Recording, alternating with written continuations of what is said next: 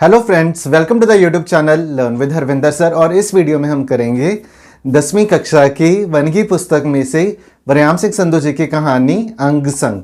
दोस्तों, इस बात का ध्यान रखो कि ये Punjabi to Hindi translation video है जिसमें हमने पंजाबी की कहानी को हिंदी में एक्सप्लेन किया है।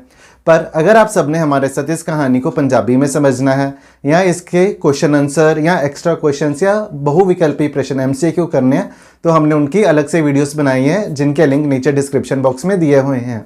और इस पाठ की, इस कहानी की पूरी तरह से तैयारी के लिए आप सभी छात्र उस वीडियो को भी ज़रूर देखें। और अगर अभी तक आप सबने YouTube channel learn with Harvinder sir को सब्सक्राइब नहीं किया तो चैनल को सब्सक्राइब ज़रूर करें ताकि नए वीडियोस आप सभी को समय पर प्राप्त हो जाएं। आओ शुरू करते हैं। तो सबसे पहले हम बात करेंगे दादाजी की। तो क्या होता है कि दादाजी कर्जे के नीचे दब जाते हैं कि उनके सिर पे काफ़ी कर्जा है वो आ गया होता है। तो कर्जे के नीचे दब जाने के कारण वो अपनी ज़मीन को गहने पा के गिरवी रख के सिंगापुर चले जाते हैं और सिंगापुर जाके बहुत मेहनत करते हैं और वहाँ से घर पैसे भेजते रहते हैं और अपनी गिरवी पड़ी ज़मीन को छुड़वा लेते हैं। तो दादाजी बहुत ही मेहनती होते हैं जो कि सिंगापुर में जाके बहुत मेहनत करते हैं। अब दादाजी का बेटा है जिसका नाम है करतार सिंह।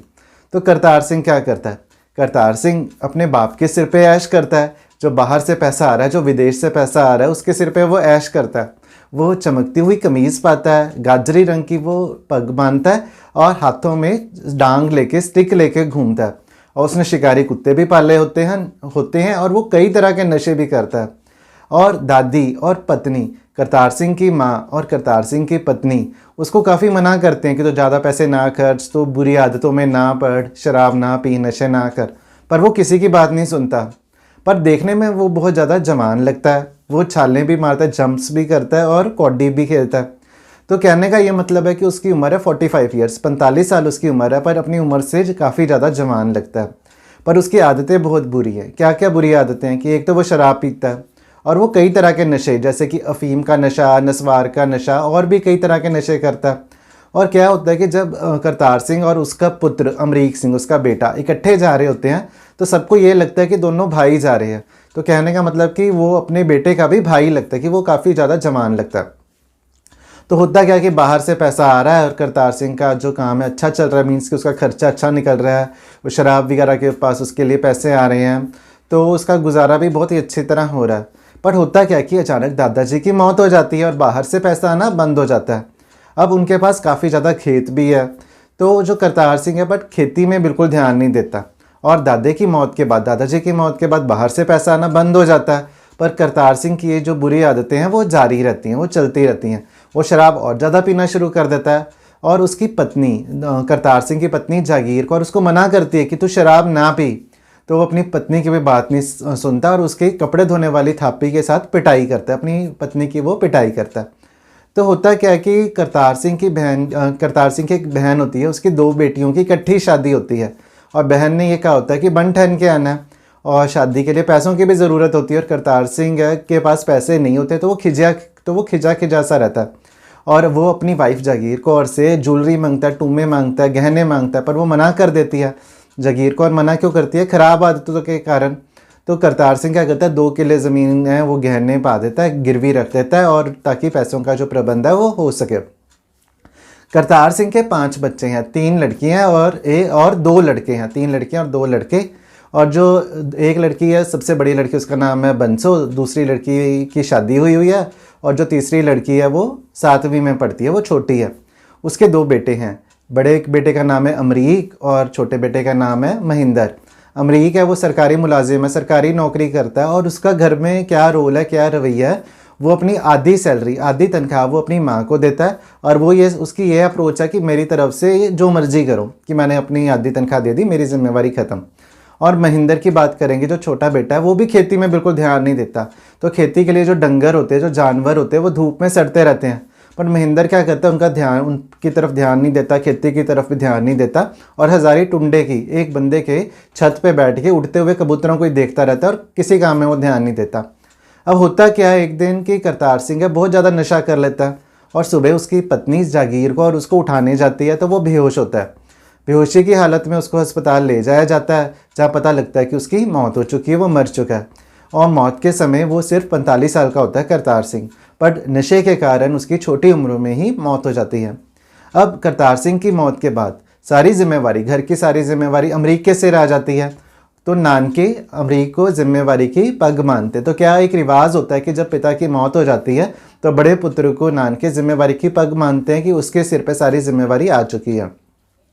तो अमरीक के सिर पे सारी जिम्मेवारी है, तो सबसे ज़्यादा जिम्मेवारी उसके ऊपर छोटी बहन की है कि क्योंकि उसने उसको पढ़ाना भी है और उसकी शादी भी करनी है, क्योंकि बाकी 2 लड़कियों की तो शादी हो चुकी है। और करतार सिंह की मौत के बाद 8वें दिन सोसाइटी का इंस्पेक्टर आता है। तो सोसाइटी का इंस्पेक्टर ये कहता है कि अमरीक को कि तुम्हारे जो पिताजी ने, करतार सिंह ने, खाद के 1650 रुपये का कर्जा लिया था, वो तुम्हें वापस करना है, पर मैं तुम्हें ये रियायत देता हूँ, ये मोहलत देता हूँ कि तुम उसको ना 2 किस्तों में 2 बारी में वापस कर देना, और जो पहली किस्त है वो 15 दिन बाद दे देना। तो वो ऐसे रियायत मोहलत क्यों देता है?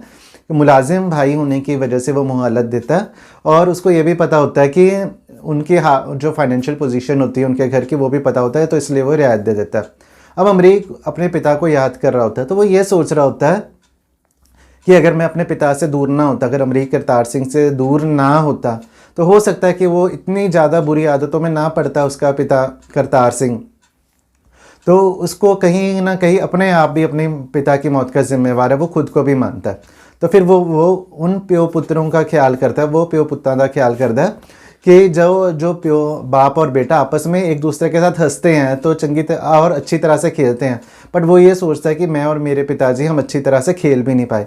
और उसको हमेशा से यही लगता है कि जो पिताजी हैं, जो बाप होता है, उसकी चिट्टी दाढ़ी तौली दाढ़ी होनी चाहिए, क्योंकि लोग उसको आपस में उसका भाई ही समझ लेते हैं। करतार सिंह और अमरीक सिंह को भाई समझ लेते थे, तो ये उसको अच्छा नहीं लगता।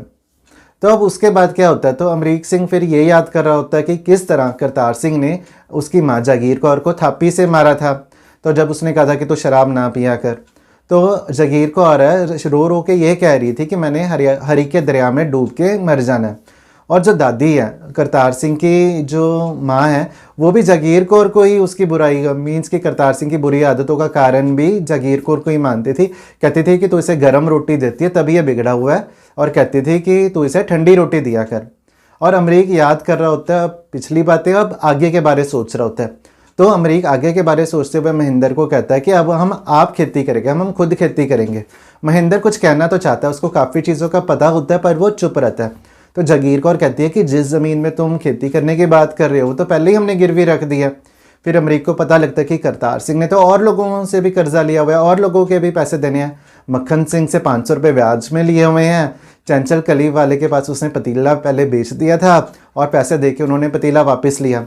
फिर उसको ये पता लगा कि चंचल की हट्टी में जाके करतार सिंह नस्वार पीता था, नस्वार का नशा करता था, अफीम का नशा करता था और नशे की गोलियां भी खाता था। फिर अमरीक अपनी माँ को कहता है कि माँ तू सब कुछ हमसे छुपाती रही, तो क्योंकि उसको तो अपने पिता के बारे में इतना कुछ पता ही नहीं था। तो उसकी माँ जागीर कौर कहती है कि तूने तो घर से खेड़ा ही छुड़ाया हुआ था, तूने तो अपना पीछे ही छुड़ाया हुआ था, क्योंकि अमरीक तो पहले यही सोचता था ना कि आधी तनख्वाह ले लो मेरा खेड़ा छड्डो। तो जागीर कौर उसको कहती है तू तो खेड़ा ही छुड़ाया हुआ सी। फिर अमरीक को इतराज़ होता है, तो उसको अपने घर वालों से क्या इतराज़ होता है कि उससे उसकी माँ ने जो रुपए चुक्कन की जो ब्याज पे पैसे लेता है, ज़मीन गिरवी रखता है, और उसकी जो बुरी आदतें, नशे की आदतें, उसके बारे में तो उसको इतना पता ही नहीं था। तो वो अब बाद में हिसाब लगा रहे होते हैं कि उनके पास कितनी ज़मीन बचती है। तो पता लगता है कि पहले तो उनके पास 10 किले ज़मीन थी, काफ़ी ज़्यादा ज़मीन थी, बट 8 किले ज़मीन है वो गिरवी रख दी गई है, तो अब उनके पास है 2 किले है वो ज़मीन रह जाती है। तो अमरीक ये कहता है कि अगर करतार सिंह मेरा बाप जिंदा रहता तो हमारे पास बचना था।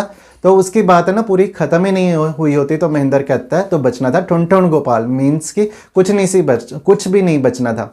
तो महेंद्र हंसता है, तो इस तरह हंसता है कि उसकी हंसी में ना खुशी होती है ना ही दर्द होता है, और घर के बाकी लोग भी इस तरह हंसते हैं। अब ऐसे लगता है कि सबको ये बात सर्वसम्मति, मीन्स हर कोई इस बात में सहमत था कि करदा साईं कौन है, करतार सिंह के समय सिर तुर जान नाल, मीन्स कि उसकी सही टाइम पे मौत हो गई। सुरखरू हुए महसूस कर रहे हैं कि सुरखरू का मतलब है कि चिंता मुक्त हो गई, कि उसके समय पे मौत हो गई, सब कोई चिंता मुक्त हो गया।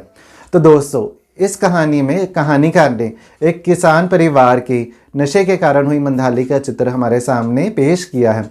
और इस कहानी का नाम अंग संग क्यों है, क्योंकि करतार सिंह के दुनिया को छोड़ के जाने के बाद भी घर वालों को ये लगता है कि करतार सिंह उनके अंग संग ही है।